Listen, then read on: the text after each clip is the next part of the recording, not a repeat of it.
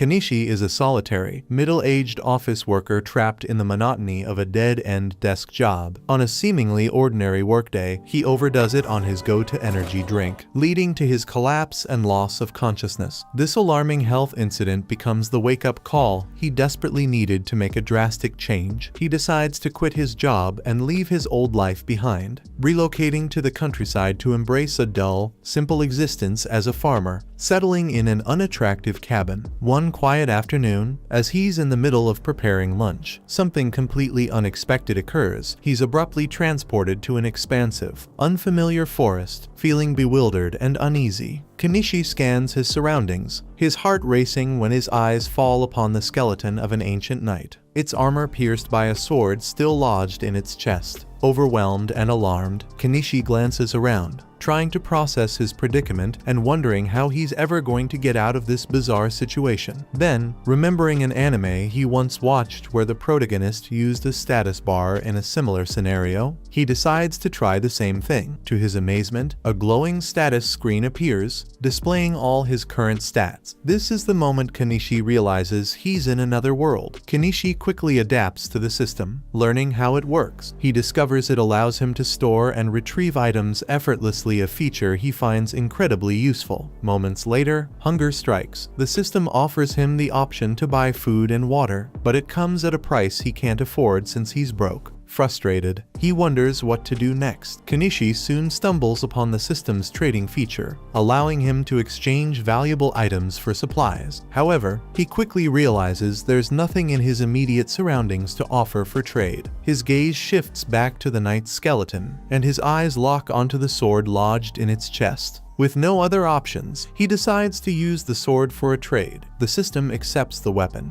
granting him 2 cartons of milk and some bread in return. After satisfying his hunger, Kenishi uses the leftover trade points to buy a shovel. With it, he carefully buries the knight's remains, offering a prayer of gratitude for the meal and the sword that helped him survive. Next, he buys a bike and begins exploring the area, knowing he needs to find a settlement and earn money quickly. Kenishi spends the rest of the day gathering items and trades them in for food and utensils. As night falls, he prepares a curry meal, ready to finally enjoy it, when a pack of black forest foxes starts creeping toward him. Fear grips him as he scrambles for a solution. Searching through his system, the only thing he can find is a box of fireworks. He throws them at the foxes, but they don't work. Panicking, he keeps looking until he discovers a slingshot with unlimited ammo. He fires a few shots, successfully scaring off the foxes. Relieved but shaken, Kenishi jumps on his bike and gets the hell out of there as fast as he can. The next morning, Kenishi finds himself at the edge of the forest, mentally preparing to face whatever challenges this strange new world has in store. Determined to find a way out, he resumes exploring the area. Using his system, he decides to purchase a stepladder and a pair of binoculars. Climbing up with the ladder, he scans the horizon through the binoculars and spots the walls of a city in the distance. This sight fills him with a glimmer of hope, as he believes reaching the city might provide him with an opportunity to earn money and start figuring things out. With newfound determination, Kenishi pushes his way through the dense weeds, moving as quickly as he can toward the city. Along the way, Kenishi reaches a crossroad and narrowly avoids being hit by a speeding carriage. The carriage stops in front of him, belonging to a young, blonde-haired merchant named Fayu, who feels bad about the near accident. Noticing the heavy rain, Fayu offers Kenishi a ride to the city free of charge. Kenishi climbs into the carriage and notices another passenger inside. Fayu explains that she is just a traveling bard and fellow traveler. As they continue their journey, Fayu observes that Kenishi's attire and name are unusual. Curious, he asks Kenishi what brings him to the city of Dahlia. Suspecting that he's not a local, Kenishi brushes off the question, simply stating that he's heading there for business purposes.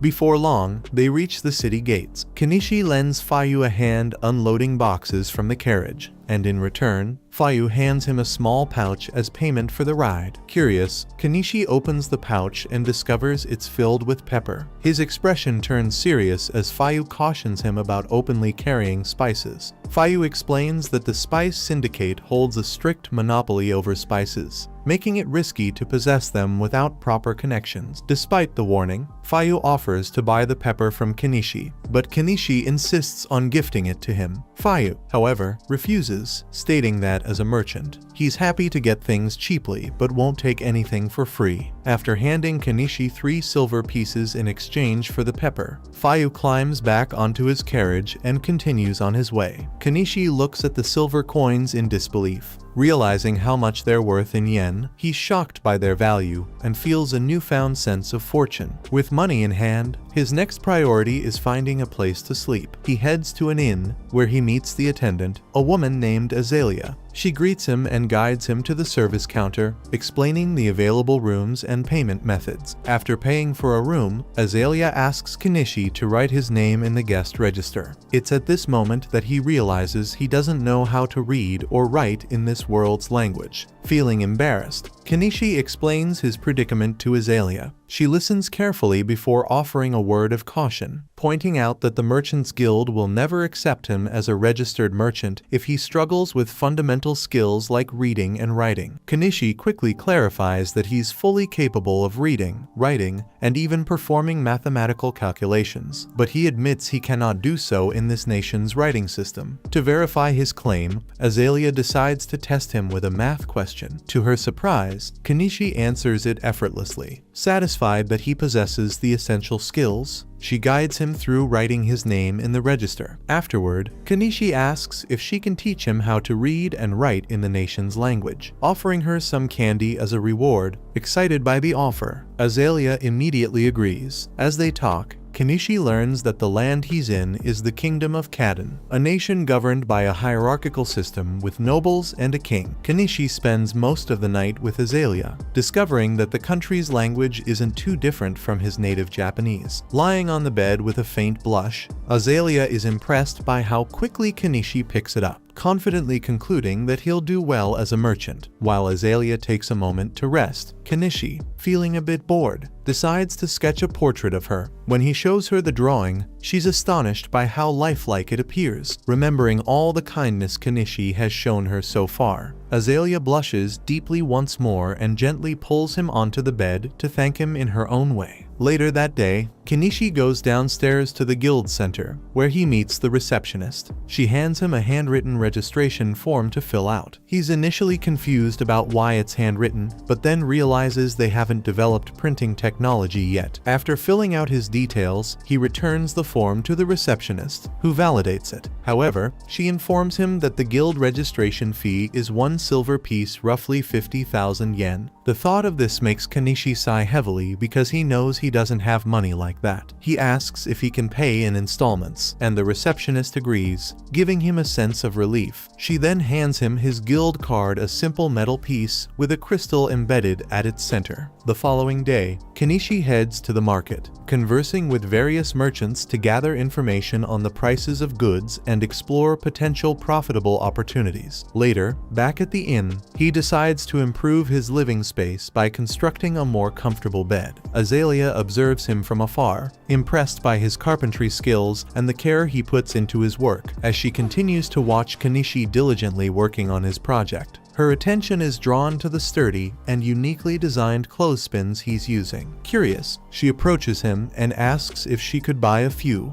mentioning that the thin clothespins she typically uses tend to break easily. Her remark sparks an idea in Kenishi's mind, and he begins to realize that these clothespins might have the potential to become a profitable product. The following day, Kenishi decides to set up a stand at a local market to sell these clothespins. The stand next to his is run by a woman named Anama. Shortly after he opens for business, Anama comes over to buy a few clothespins from him. Kenishi seems surprised by her interest, but Anama casually tells him there's no rule against stand neighbors buying from each other. With this interaction, they exchange introductions and strike up an acquaintance. Kenishi's clothespin business quickly turns into a massive success. On his very first day, he attracts a constant flow of customers. Much to his excitement, Anama shares in his joy, thanking him for the boost in foot traffic, as the crowd drawn to his stand has also brought more customers her way. Later, Kenishi takes some time to review his earnings. To his amazement, he discovers he's made a profit equivalent to over 15,000 yen in just one day, a considerable sum by the local standards. This achievement solidifies his belief that selling clothespins alone could provide him with a steady and sustainable livelihood. Just as he finishes his calculations, another customer approaches his stand, a tall blonde man with a sword on his hip, giving off the impression of someone important. The man browses the stand and eventually asks if Kenishi has any knives suitable for battle. Kenishi shows him a finely crafted blade, which the man inspects closely. Though it's a pristine weapon, something about it doesn't feel right. It's too short for his needs. The blonde man asks if Kenishi has anything larger. Kenishi nods and presents him with a tall broadsword. The man is immediately impressed, marveling at the quality and craftsmanship of the blade. He's eager to purchase it and asks for the price. Kenishi quotes 1 gold piece, but the blonde man hesitates, clearly feeling the price is steep. Despite this, he finds the sword so beautiful that he can't let it go. Their conversation is suddenly interrupted when a purple-haired catgirl appears out of nowhere and licks Kenishi's face. Startled by the unexpected gesture, Kenishi stumbles backward and falls to the ground. Noticing his shocked reaction, the blonde man observes silently for a moment before realizing that Kenishi has likely never encountered beastfolk before. He calmly explains to Kenishi that beings like the catgirl are a normal part of this world. Moments later, more beastfolk arrive and apologize for their sister's impulsive behavior. One of them climbs onto Kenishi's stand, grabs the cloth draped over it, and enthusiastically announces their intent to buy it. Kenishi initially tells them the cloth isn't for sale, but reconsiders upon seeing an opportunity to make money. He decides to sell the cloth for 9 pieces of copper, including a discount of 1 copper piece. The beastfolk, however, don't have the exact amount. Kenishi assures them it's fine and calculates the change they're owed. The beastfolk look at him suspiciously, unsure if they can trust his math. Just as tensions rise, the blonde man speaks up, confirming that Kenishi's calculations are accurate. Satisfied, the beastfolk hand over the money, take their cloth, and leave. The beastfolk aren't known to be the brightest when it comes to calculations, so it makes sense. The blonde man, impressed by Kenishi's honesty and ingenuity, ultimately decides to purchase the sword after all. Elsewhere in the city, a maid who purchased Kenishi's clothespins shows them to her master, Primula. Intrigued, Margaret asks if they could be used in the mansion, pointing out how much easier they would make the maid's chores. Primula agrees enthusiastically, suggesting they purchase more the following day. Taking the idea further, she envisions selling the clothespins through her own company, recognizing them as a potential gold mine. Excited by the opportunity, she rushes off to seek her father's permission to move forward with the plan. That evening, Kenishi is taking a bath by the well, wishing he could have a warm bath, but those haven't been invented yet. He decides he's going to have to make one himself. Looking through the store if there's anything he could use to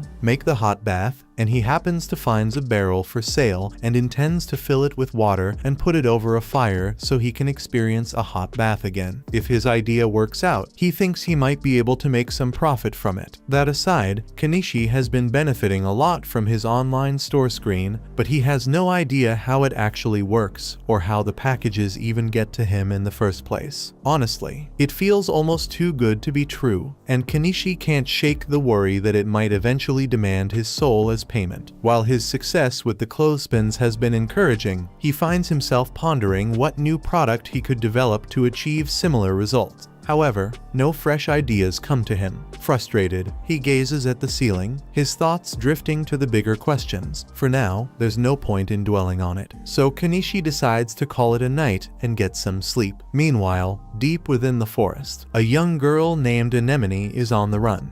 The following day, as Kenishi prepares his shop for the day, he decides to make some adjustments to his inventory. He adds some jewelry to his selection. While these aren't genuine gemstones of high value, they have an attractive appearance, which should help him turn a modest profit. At that moment, the maid from the previous day, Margaret, arrives, mentioning that she's there to purchase more clothespins from Kenishi. When he asks how many she needs, he's taken aback by her request for 100. However, since she has the money ready, he proceeds with the transaction. As Kenishi is packaging the clothespins for her, Margaret's attention shifts to the jewelry he has displayed. She inquires if they are made from real diamonds. Kenishi explains that the pieces are crafted from polished glass, but they still look quite appealing. Margaret then asks him to reserve one for her so she can return and purchase it later. The day continues as usual, but just as Kenishi is about to close up shop, the beast folk from the previous day return to his store. They appear quite serious, and Kenishi starts to worry that they might be there to rough him up. However, Miley steps in close to him and confidently tells the others that she can definitely smell spices on him. The rest of the beast folk start cheering and eagerly ask Kenishi to sell them some spices. Despite their enthusiasm, Kenishi hesitates. After hearing about the spice syndicate and not knowing how they operate or what they might do if they discover he's selling spices, he feels it's too risky. The beast folk continue to plead with him, hoping he'll make an exception, but the locals in the area step in, explaining that it's unreasonable to expect someone as new as Kenishi to jeopardize his business for them. Hearing this, the beast folk seem to understand and back down. Kenishi can't sell them any spices, but it technically won't be breaking any rules if he just shares a meal with them. So, he invites the group to come eat with him, but it's going to have to be out in the woods so he doesn't attract any negative attention. The beast folk are really happy to hear this. Later that night, they all meet Kenishi and Anama on the outskirts of town so they can begin cooking. Kenishi is about to begin cooking when Anama asks if she can help. He tells her to cut some of the veggies for him. However, when Anama takes a look at the veggies, she can't believe how vibrant and juicy they look. Kenishi explains that he got these from a foreign country and guarantees that they taste really good. While Kenishi and Anama are busy working on the vegetables, Miley and the other beast folk are down by the river, trying their hand at catching fish. Before long, they manage to catch a good amount. With all the ingredients ready, Kenishi starts preparing the fish, seasoning it with spices, and then tossing everything into a pot to cook. The result is a meal that the beast folk absolutely adore. They've never experienced flavors like this before and are incredibly grateful for the food. However, the delicious meal stirs up a strong craving for alcohol among them. Anama warns them to control themselves, reminding them that alcohol is quite expensive, but Kenishi doesn't see any harm in indulging them a little, so he pulls out a bottle of inexpensive booze and pours a few glasses for them. In return, he makes them promise that they'll never tell anyone about the meal he cooked for them. Anama warns Kenishi that he's being a little too generous, but he doesn't see anything wrong with letting the beast folk enjoy themselves, especially since they seem to be good people. That night, they drink together, bathe together, and eventually fall asleep under the stars. Miley seems to really like Kenishi now. The next morning, Kenishi returns to the inn, and Azalea is a bit upset since he was out all night. Kenishi tries to explain that he was just hanging out with a couple of beast folk outside town, but judging from the cat lady fur on his jacket, she thinks Kenishi did a lot more than just hang out, and she's mad he chose to do it with a cat lady instead of her. Later that day, as Kenishi is setting up his shop for another day of business, Margaret arrives with Primula to pay him a visit. Kenishi is momentarily captivated by Primula's beauty, but then he notices Margaret standing behind her and realizes they're probably here to buy the necklace Margaret had inquired about the day before. He retrieves the necklace, and Margaret pays for it before handing it over to Primula for inspection. Primula is so impressed by the craftsmanship that she finds it hard to believe the necklace isn't made of real diamonds. She then asks Kenishi if he has more necklaces like this in stock. In response, Kenishi retrieves several more pieces from his collection and brings them out for her to see. Primula is incredibly impressed by the quality of Kenishi's products, as well as the fact that he has an item box. She has a request to make of him. She tells him that she is the daughter of the owner of the Mallow Trading Company, and if Kenishi is willing to accompany her, she would like to introduce him to her father. Kenishi likes the idea of meeting with the owner of a major trading company, but he is hesitant to meet any big shots since it might spell trouble for him. him. However, Anama tells him that Primula's father is well known around town, and everyone says he's a man of good character. So, Kanishi doesn't have to worry about getting into trouble with him. Since that's the case, Kanishi agrees to go with Primula, and she invites him to join her in her carriage so they can go meet her father. On the way, Primula shows Kanishi some replicas of the clothespins she had made. While the wooden part was simple enough for her craftsman to replicate, the metal clamp proved too intricate for them to recreate. Kanishi understands why they struggled, since even he doesn't fully know how the springs are made, he just knows it's a complex process. Eventually, they arrive at Primula's home, and Kanishi is stunned by its enormous size. However, Primula casually mentions that, compared to the homes of other nobles in the area, hers is actually quite modest. They head inside, and Kanishi is introduced to Primula's father, Mallow. They both greet each other, and Mallow invites Kanishi to have a seat so they can begin their discussion. Once Kanishi is settled in, he shows Mallow some of the jewelry he has, and Mallow is just as impressed as Primula was. On top of that, Primula tells him that Kanishi possesses an item box, and Mallow finds this interesting because he also has one. His item box is what allowed him to build his trading company to this level in the first place, so if it's used properly, he thinks Kanishi could become quite successful. Although right now, Kanishi is just using it to store his supplies. The reason Mallow wanted to meet with Kanishi is to discuss the possibility of making Kanishi the official supplier for the Mallow company. Kanishi had anticipated a proposal like this and assumes Mallow's plan is to market the goods in a way that will maximize profits. However, Kanishi wonders why. If that's the goal, Mallow didn't just continue buying items from his shop at a low price and reselling them later. While Mallow could have done that, he explains it would be a dishonest business move, and if Kanishi ever discovered they were reselling his goods without permission, it would certainly upset him. Additionally, approaching Kanishi directly gives Mallow a strategic advantage over his competitors, who would likely try to strike a similar deal with him in the future.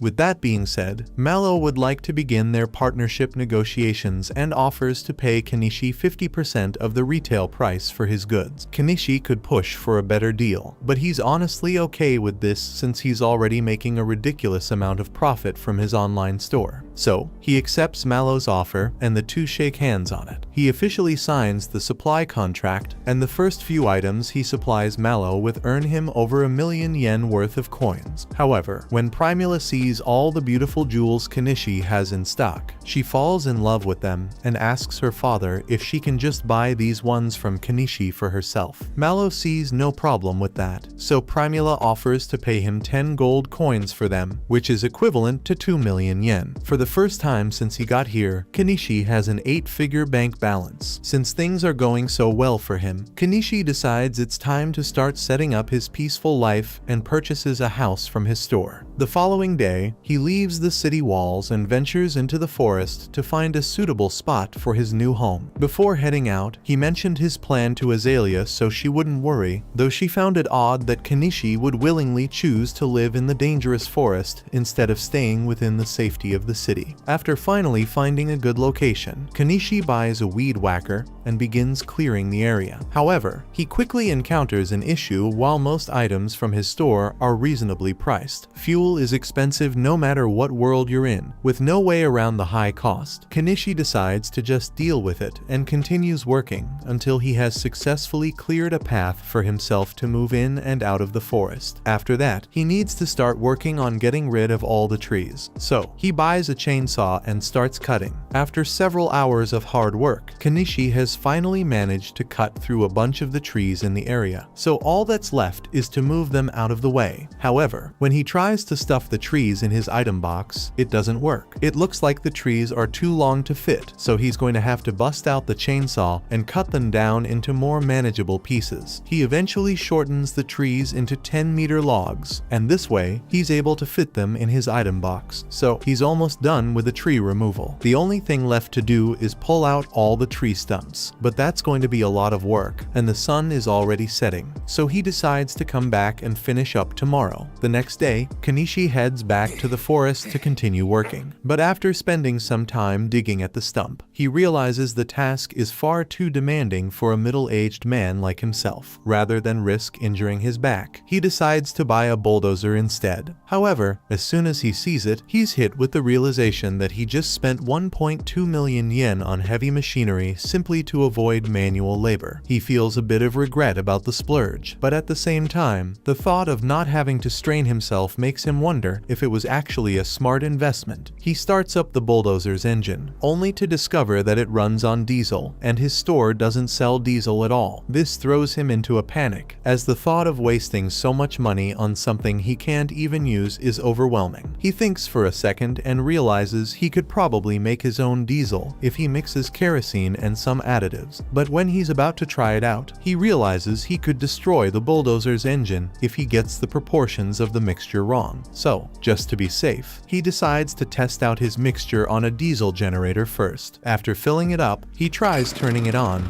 and it seems to work fine, so he knows his homemade diesel will work with the bulldozer. He intends to return tomorrow to finish the job. In the meantime, he needs to do something about all the bugs out here, so the next day, he decides to head to a local magic shop to buy some bug-repellent magic stones. As Kenishi steps into the shop, the wizard who owns it greets him and asks where he's from. Noting that he hasn't seen him around before, Kenishi explains that he's a foreigner who recently opened a shop in town and has come by to purchase some bug-repellent stones. The wizard informs him that the stones cost 3 silver coins, which is quite pricey. Hoping to negotiate, Kenishi offers the wizard 2 oranges in exchange for lowering the price. Since the wizard has never seen oranges before, he assumes they must be a rare and exotic fruit and agrees to give Kenishi a discount because of the trade. Later that day, Kenishi has a conversation with Anama, who mentions that the wizard is incredibly knowledgeable and someone worth having as a friend, essentially the complete opposite of the wanted criminal Shaga, whose posters are displayed all over town. As the leader of a notorious bandit group, Shaga has a substantial bounty on his head. That very night, he orchestrates a raid on a carriage transporting slaves, leaving everyone wondering what he plans to do with them. The following day, Kenishi returns to the forest, eager to finally put his bulldozer to use. Any regrets about the purchase vanish as he realizes how much easier it's making his work, and it's surprisingly fun to operate. With this, nothing stands in the way of his dream of living a peaceful life in the woods. However, after spending so much on the bulldozer, his finances are nearly drained, forcing him to pause any further construction for the time being. A little while later, Kenishi meets up with Mallow and Primula again, hoping to sell them some salt and sugar for a decent profit. Mallow tries the sugar and is impressed by its quality, but unfortunately, he can't buy it from Kenishi. The state holds exclusive rights to the trade of sugar and salt, meaning Mallow would face serious trouble if he purchased it from an unlicensed source. On the upside, though, the jewels Kenishi sold to Mallow earlier are flying off the shelves, so Mallow is eager to buy more right away.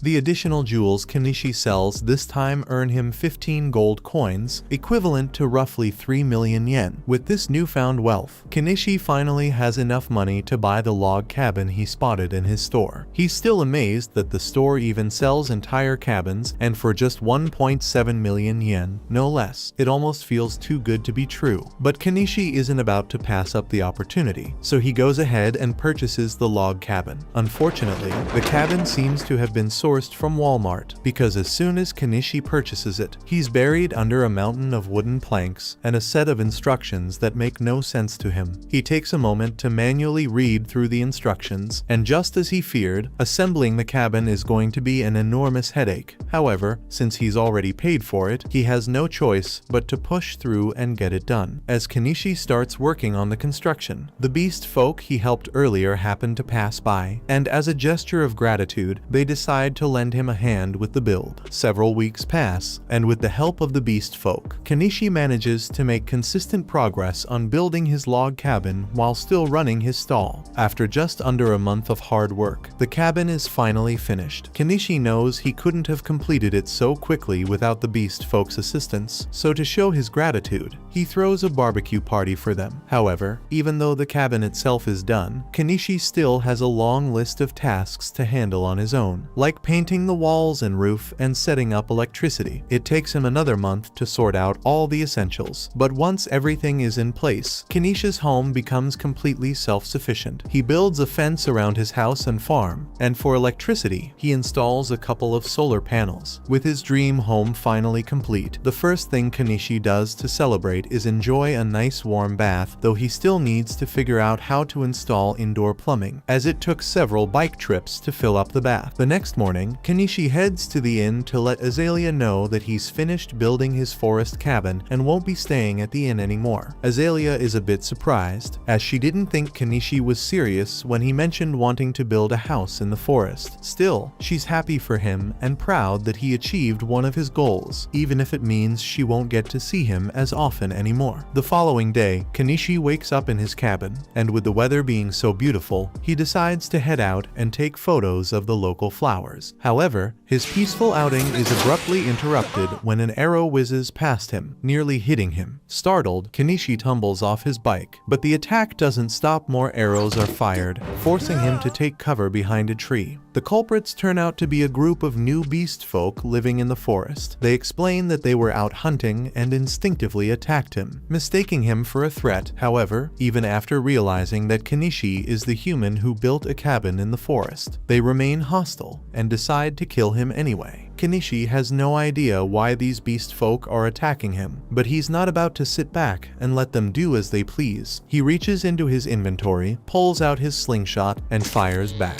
The beast folk, caught off guard by the fact that the seemingly weak human is fighting back, start to second-guess their actions. When Kishi escalates by throwing fireworks at them and pulling out his excavator, they decide they have no interest in sticking around to find out what it's capable of and quickly flee. Left puzzled by the whole ordeal, Kishi suddenly hears a wounded animal crying out in pain near the base of a tree. The poor creature has been shot in the leg and likely won't survive much longer unless Kishi acts fast. Kishi cautiously approaches the injured cat, but it snarls at him, clearly not trusting his intentions. Not wanting to risk getting bitten, he spends a little money to buy some cushion armor as a precaution. However, as he starts removing the arrow, the cat barely resists. It seems to have run out of stamina. This makes it much easier for Kishi to treat its injuries. He purchases a bottle of alcohol to disinfect the wound and then applies some antibiotic cream. While the immediate wounds have been treated, there's no guarantee the cat will survive if left out in the wild, so Kishi decides to bring it back to his house. Kishi sets up a blanket for the cat to rest on, but it still hasn't moved an inch since he treated it, which makes him start to worry. He hasn't seen any veterinarians in this town, but he figures there might be some kind of healing magic he can use, so he decides to consult the wizard. After listening to Kishi's story, the wizard deduces that the animal he found is likely a bobcat. However, the wizard doesn't see the point in trying to heal it, suggesting that Kishi could just kill it and sell its fur for a decent profit. Realizing the wizard isn't going to be of much help, Kishi heads back outside. As he does so, Miley happens to be passing by, so she jumps on him and starts sniffing around. She smells the scent of a bobcat on him, and her people see bobcats as messengers of God, so she's really excited and wants to see it for herself. She follows Kishi back to his house, and as soon as she sees the bobcat, she can already tell that its injury was caused by the dog beast folk, so she swears to make them pay. In the meantime, the bobcat seems to be doing a bit better, but it keeps trying to lick its wound, so Kishi is forced to stick a cone on its head. Miley is impressed by Kishi's skill in providing healthcare and asks if he's a doctor, but he modestly replies that he only knows some basic first aid. Wanting to thank him for saving the bobcat, Miley heads outside and does a bit of quick hunting,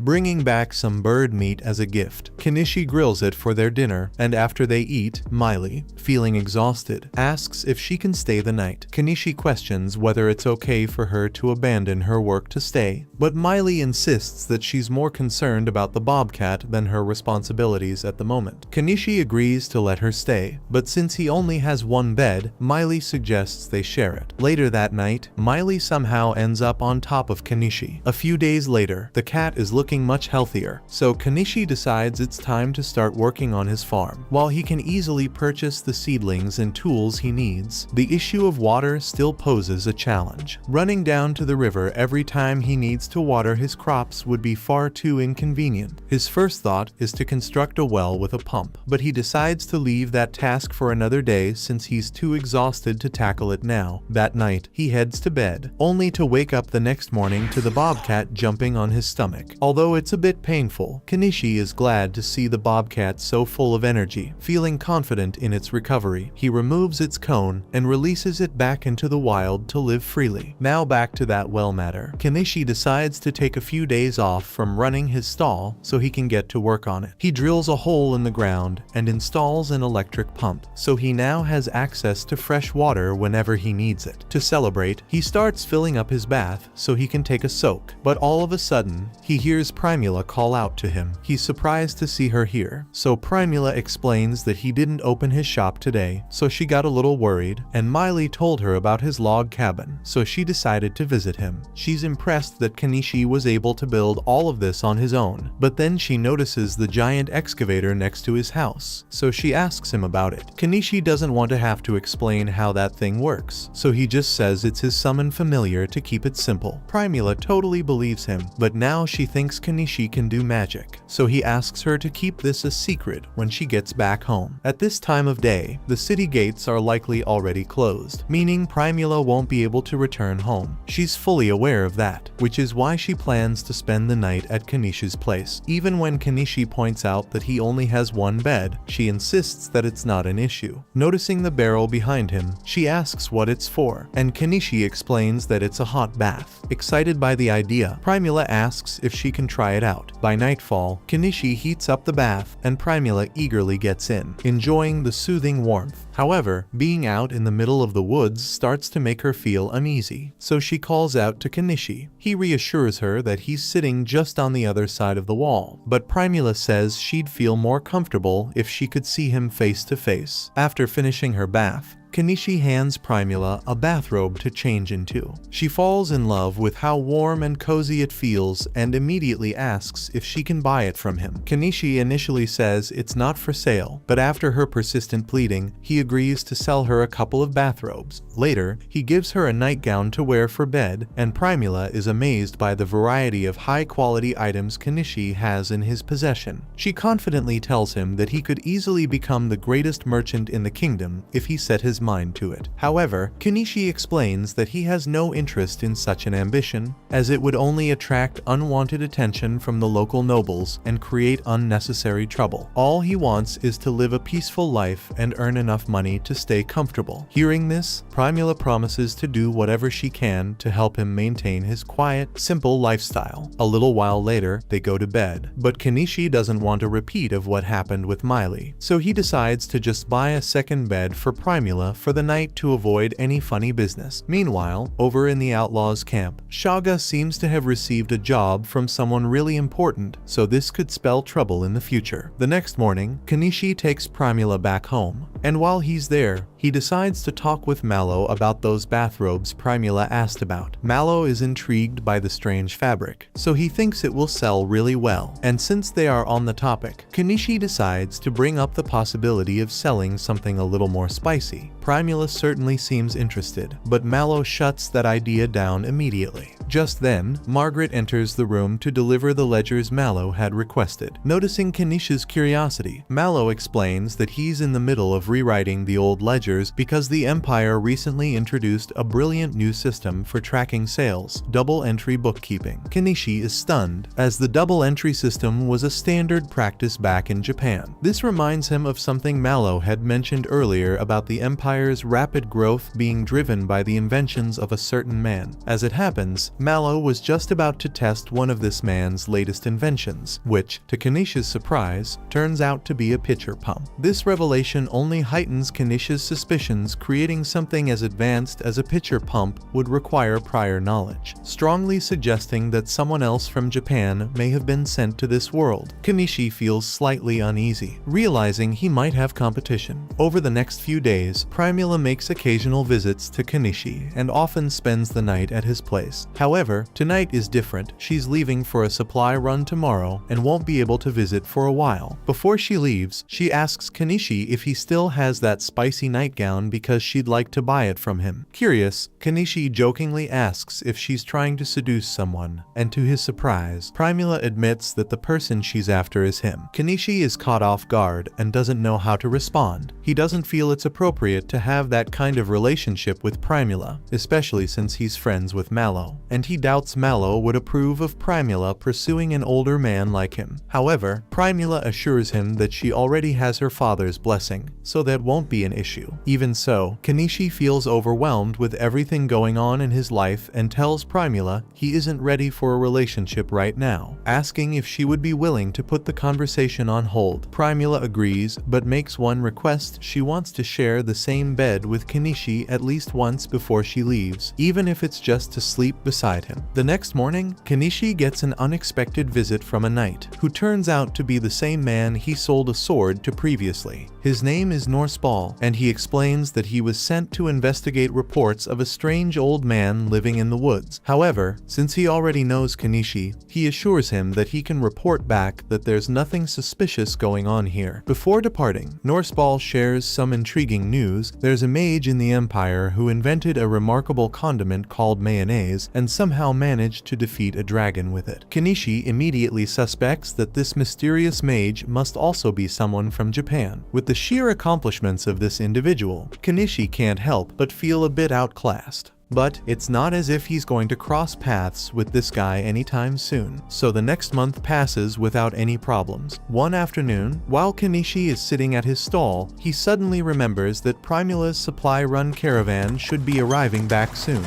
so he decides to visit her later that day. However, at that very moment, a loud commotion erupts in the town square, prompting him to get up and check out what's going on. It turns out that a caravan was ambushed by bandits, and everyone on board was taken captive, including Primula. In the streets, Mallow is desperately pleading with adventurers to help rescue his daughter. But since the bandit responsible is none other than the notorious outlaw Shaga, no one is willing to take the risk of facing him. Given the situation, it will take several days before the Knight's Order can organize a proper rescue mission. Meanwhile, Primula is thrown into a cage by Shaga and his gang. She remains unharmed for now, but only because Shaga intends to sell her to some depraved nobles for extra profit, with no real chance of escaping on her own. Her situation looks dire. Mallow understands that it's only a matter of time before Primula meets a tragic fate, so in his desperation, he turns to Kishi and begs him for help. Kishi isn't suited for combat in any way, but because he deeply cares about Primula, he ultimately decides to take action. However, he doesn't have enough funds to carry out his plan, so he tells Mallow that he'll need some money to make the necessary preparations. Without a second thought, Mallow hands over a bag of gold coins, willing to give Kishi every last coin he owns if it means bringing Primula back safely. He informs Kishi that Shaga's base of operations is located in the ruins, 50 kilometers west of Dahlia, which is quite a distance, meaning Kishi will need to find a way to travel there. Looking through the vehicles available in his store, he ultimately decides to purchase a truck. But before doing so, he warns everyone that he's about to use summoning magic and advises them to step back. Then, putting on an act, he performs a ridiculous chant to convince everyone that what he's doing is real magic. Once his truck materializes, he climbs on top and calls out, asking if anyone is willing to join him in the fight. Shaga has a massive bounty on his head, so if they succeed in taking him down, there will be a huge reward for everyone involved. However, despite how tempting that sounds, no one steps forward to accept Kishi's offer, as Shaga is simply too dangerous. Kishi begins to worry that he might have to handle this on his own, but just then, the bobcat he rescued last month approaches him. Even though he can't understand its language, he can tell that the bobcat is trying to say that it wants to help. Speaking of cats, Miley and the other beast folk also step forward, eager to help Kishi since they still owe him a favor for everything he's done for them. Seeing that he has allies willing to fight alongside him, Kishi is relieved and immediately starts preparing them for battle. He buys a compound bow for Miley, while her brothers receive an axe and some swords. Just then, he hears another voice offering to help, and when he looks down, he sees Norseball standing there. Kishi feels much more confident, knowing that an experienced knight will be joining them, though he can't help but wonder why Norseball just happened to be strolling through town in full armor. Norseball explains that he recently had a new sword sword forged using the steel Kishi provided him, and he's been looking for an opportunity to put it to the test all day. Taking down some bandits seems like the perfect chance to do just that. One more person steps forward, expressing their desire to join, but to Kinishi's surprise, it turns out to be the magic shop owner. Kishi immediately tries to dissuade him, insisting that it's too dangerous for someone his age. However, the old man reveals that he was once a mage in his younger days, and despite his age, his fire spells are just as deadly as they were in his prime. Realizing that having a powerful mage on their side would be a huge advantage, Kishi decides to let him come along. But then, Anama insists that she wants to come along as well. Kishi tries to convince her to stay behind, pointing out that she wouldn't be able to contribute anything in a fight. However, despite not being a fighter, she argues that she can still offer moral support and cook meals for the group. She also reassures him that the moment a fight breaks out, she'll run away, so he won't have to worry about protecting her. In the end, Kishi agrees to let Anama join for moral support, but he immediately refuses when Mallow expresses his desire to come too. He firmly tells him to stay put and wait for Primula's safe return. Kishi once again asks if anyone else is willing to join them, but the rest of the people are too afraid to face Shaga. One by one, they step back, and before long, the crowd disperses. It seems that the 9 of them will have to take on this challenge alone. Before setting out, Kishi makes a stop at the guild,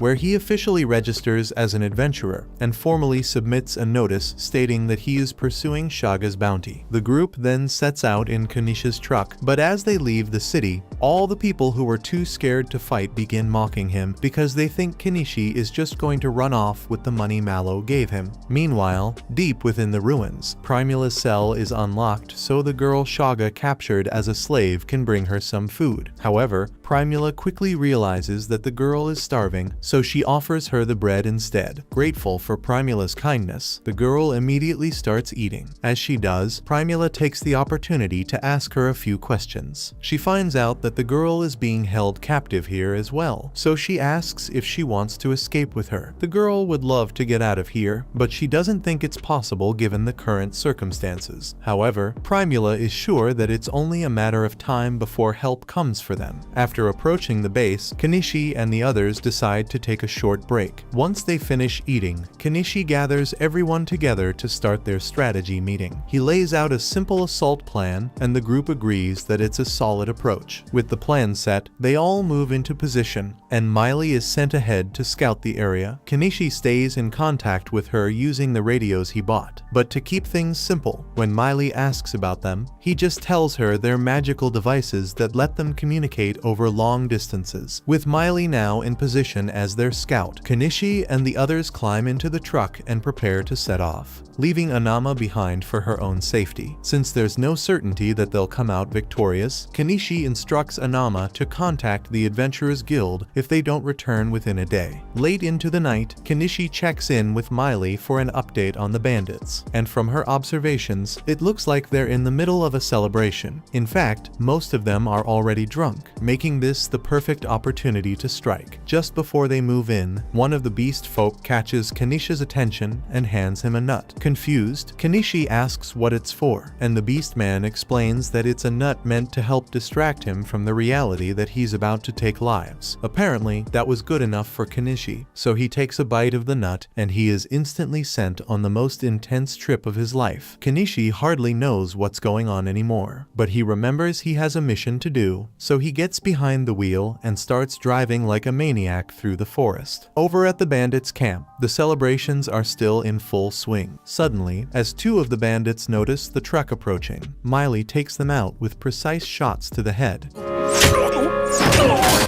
With that done, the next obstacle is the castle gate. To handle it, the old man climbs onto the truck's roof and casts an explosion spell, blasting a hole straight through. At this point, the entire bandit camp is on high alert, but it's already too late. Kishi and the others have made it inside. Because the bandits had been drinking heavily beforehand, they're all intoxicated and unarmored, making them easy targets. Miley and her brothers swiftly take down the first few who get within range. Meanwhile, Norseball steps out of the truck, eager to christen his new sword with the blood of his enemies. Kishi is so impressed by Norseball's strength that he gets distracted, and a bandit tries to use the opportunity to stab him in the back. But luckily, the bobcat steps in to save him just in time. More bandits begin emerging from the ruins, so Kenishi decides to pull out the big guns and summons his bulldozer to squish them. The beast folk continue to take down as many bandits as they can, while Norseball is busy flaunting his superiority over them. Meanwhile, Kenishi is wreaking havoc with his bulldozer, sending the bandits into a panic. In the chaos, he accidentally crashes through one of the walls, revealing a large group of the bandits' prisoners inside. Hoping to find Primula among them, he quickly scans the area, but to his horror, it turns out that Shaga had foreseen their rescue attempt. He's holding Primula hostage at the top of a tower. Primula is relieved that Kenishi actually came to rescue her, but Shaga is mortified because all his men have been wiped out. He assumed that a party would be sent to rescue Primula eventually, but he never could have imagined that they would be this strong. However, even with the current situation, Shaga still thinks he has the upper hand. He orders Kenishi and the others to drop their weapons immediately if they don't want him to stab her on the spot. Everyone hesitates, unwilling to make a move that could put Primula in danger. But Kenishi has no intention of letting Shaga get away. While Shaga is distracted, Kenishi discreetly buys a laser pointer and signals Miley, instructing her to take the shot as soon as he gives the command. Miley understands the signal, so Kenishi directs the laser pointer at Shaga's eye to momentarily blind him. The instant Shaga releases Primula in pain, Miley fires a shot, hitting him right in the shoulder. Wasting no time, Kenishi rushes up the stairs to get Primula to safety, but as Shaga regains his vision, he prepares to launch an attack on the two of them. Luckily, before he can do anything, the slave girl uses some kind of magic to knock him down the stairs, and once he hits the ground, he is perfectly lined up for Miley to give him a headshot. With that, the group emerges victorious, and Primula is finally safe. Their first move is to send Nyanji back to inform Anami of the good news. After that, Kenishi stores his vehicles away and purchases clothes for all the prisoners they managed to rescue. As everyone takes the time to clean themselves up, he notices the little girl and asks Primula to help wash her. While she's at it, he also hands her a pair of scissors so she can trim the girl's hair. Primula glances at the scissors and instantly asks Kenishi if he can sell her more, pointing out that they would be a highly popular item. However, before she can continue, the other women quickly remind her that she's completely naked, causing her to step back in embarrassment. Once everyone is dressed, Kenishi approaches the little girl and introduces himself. She tells him her name is Anemone and reveals that she has an important letter to deliver. The letter exposes the noble who has been funding Shaga's kidnappings, and upon hearing this, Norseball vows to ensure that the noble is brought to justice for his crimes. With that, the incident is finally resolved, and it seems they'll be able to return to Dahlia without any trouble. But before that, exhaustion catches up with everyone, and they all settle in for the night to get some much-needed rest. As the morning arrives, Kenishi drives everyone back to town, where the townspeople eagerly wait, curious to see if he has managed to accomplish his mission. As his truck rolls into town square, Primula quickly hops out and rushes into her father's embrace, overjoyed to see him again. While they share their heartfelt reunion, Mallow's attention is drawn to the dress Primula is wearing, noticing its impressive quality. With pride, she informs him that it was Kenishi who gifted it to her. In that moment, both of them come to the same realization. Speaking of Kenishi, Mallow still hasn't had the chance to properly thank him, so he approaches him and sincerely expresses his gratitude for helping bring his daughter back. While he's at it, Mallow also asks whether Kenishi was able to recover all the stolen goods from Shaga and his crew. In response, Kenishi explains that he stored everything in his item box, but the contents aren't quite what one might expect. What Kenishi actually has in his item box is a collection of heads. Back in the ruins,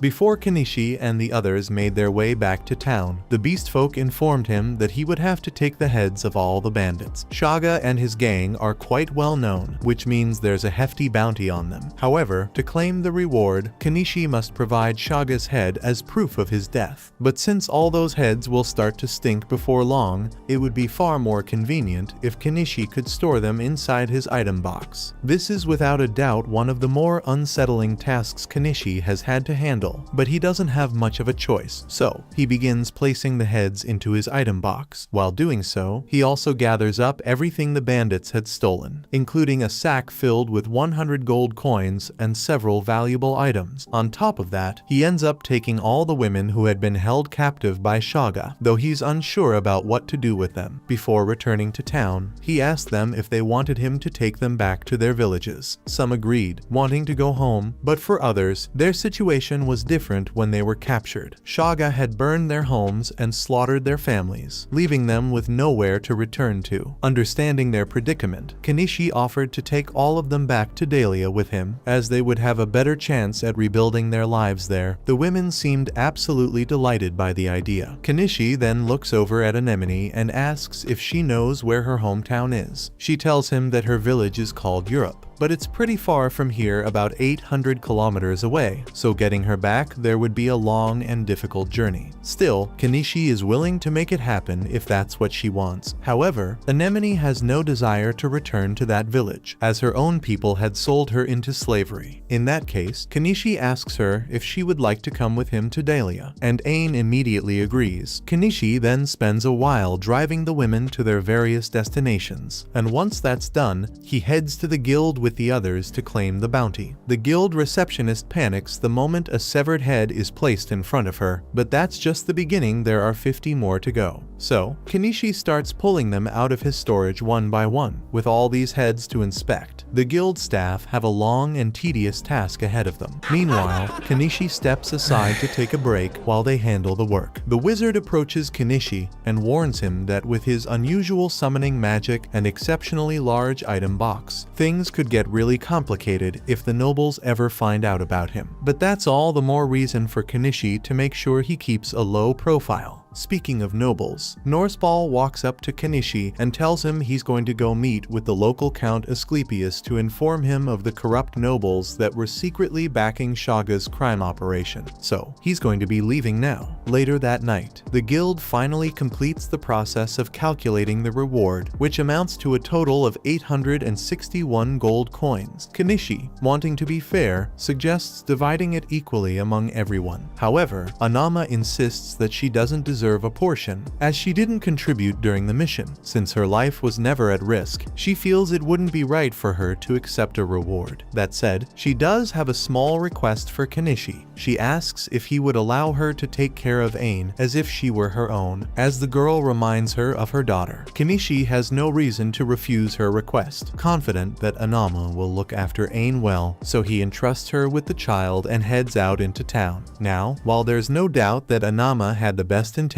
when offering to care for Ain, it only takes a few minutes before Ain disappeared from her side. Meanwhile, since it's already too late to make his way back into the forest, Kenishi decides to spend the night at Azalea's inn. Before heading inside, he sets out some food for the bobcat, thanking it for keeping him safe during their mission. The moment he steps inside, Azalea immediately lights up with excitement, overjoyed to see him again after such a long time. Azalea had heard rumors about Kenishi defeating a large group of bandits, so she eagerly asks if it's true. However, Kenishi quickly denies it, not wanting to attract unnecessary attention. Setting that aside, she then reminds him of the supposed promise he made to take her as his lover once his business becomes successful. But Kenishi insists he never made such a promise, and, more importantly, asks if there are any rooms available for him to stay in. In response, Azalea tells him that his usual room is still open. Kenishi makes his way upstairs and quickly falls asleep, completely drained from the day's events. However, later that night, he senses someone slipping under the covers with him. He already knows exactly what Azalea is after, but he groggily tells her that he's far too exhausted for that kind of activity right now. Despite this, Azalea refuses to give up, insisting that she doesn't get to see him very often. She climbs on top of him, and just as things are about to escalate, the two suddenly realize that a child and the bobcat are standing there, silently watching them. That completely ruined the mood. In the end, Azalea returned to her room, while Ain ended up spending the night in Kenishi's room. Figuring that Anama must be extremely worried about Ain, Kenishi went over to her shop to check if she was there, but he didn't see any sign of her. With nothing else to do about it for for now. He decided to focus on finishing the rest of his duties for the day. Kenishi still has a lot of loot from Shaga's camp, so first, he heads to the weapon store to sell the swords and shields he got. He then sells the rest of the valuables to Mallow's company for 35 gold coins and takes the furniture to the old man's shop for 22 gold coins. Since the loot is going to be shared evenly, they all end up getting 12 gold coins from it. With his errands finally taken care of, Kenishi decides it's time to head back home. Upon arriving, Ain is stunned by how beautiful the place looks, but to her surprise, she finds Anama already waiting inside. Anama had been worried sick about Ain, but she trusted that Kenishi would eventually find her and bring her here, so she decided to wait. However, Ain unexpectedly declares that she wants to live with Kenishi instead of Anama. Anama doesn't understand why she suddenly wants to stay with Kenishi, so she tries to convince Ain that it would be better to live with her. But Ain has already made up her mind. Anama doesn't want to force her, so she just tells Ain that she's always welcome to visit her whenever she wants. Anama then heads back to town, and Kenishi turns to return home with Ain. On the way back, Kenishi asks Ain why she wants to live with him in the first place. However, there's no deep or philosophical reason behind it. She simply thinks Kenishi makes really delicious food, so she likes him more. After that, the two take a bath together before settling into bed. This new arrangement will definitely take some getting used to. But then again, considering Ain's age, it wouldn't be all that unusual for him to have a daughter. Kenishi eventually falls asleep, but as he rests, several cloaked men begin observing his house. Luckily, the suspicious people don't do anything for now, so life goes on as it normally would for Kenishi. 2 weeks pass, and due to Norseball's contributions in the battle against Shaga, he is awarded the title of Baron, granted some land, and, according to rumors, is now searching for a wife. Meanwhile, some time ago, Kenishi had shown Mallow and Primula a design for a bicycle, but they initially laughed in his face, thinking it looked too ridiculous to ever be profitable. However, it didn't take long for them to come to their senses and realize just how useful bicycles actually are. They apologized to Kenishi for laughing at him earlier and even offered to pay him 5 gold coins for the idea. Now, bicycles are fairly common in the country, and Kenishi is glad that his idea made such an impact. But he's still feeling a bit uneasy because he can't shake the feeling that someone is watching him. He ignores the feeling for now and heads to the guild so he can receive the final payout for the reward. Once he receives his money, Kenishi distributes everyone's share. Even though Anama had insisted she didn't want any, he still gives her a small portion. She doesn't believe she deserves it, but ultimately, she decides to accept his kindness and, in return, hands Ain an apple. Everything appears to be going smoothly, but then, out of nowhere, Kenishi gets that unsettling feeling again someone is watching him. And this time, he's sure he's not imagining things because he sees the person that's spying on him. This could be bad, so he takes Ain's hand and tries to get out of the area,